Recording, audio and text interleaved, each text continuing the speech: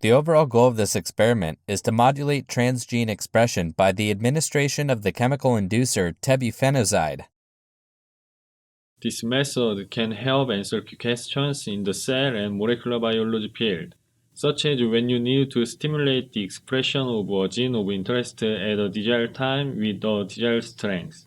The main advantage of this technique is that by combining all the required elements for transgene expression within single vector, transgene expression can be stimulated by the administration of the chemical inducer, tebufenozide.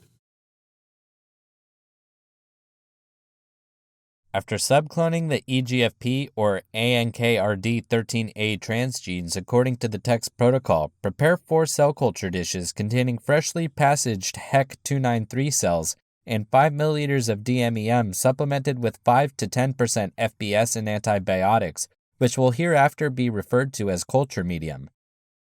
Maintain the cells at 37 degrees Celsius.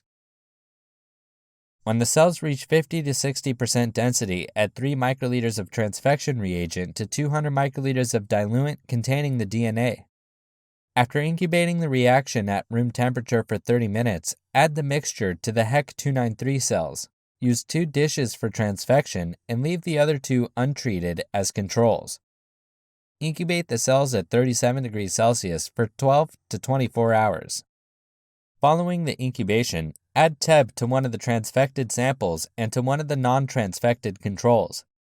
Leave the other 2 samples untreated as experimental controls. Incubate the plates for 12 to 48 hours. If using the EGFP insert, analyze EGFP expression.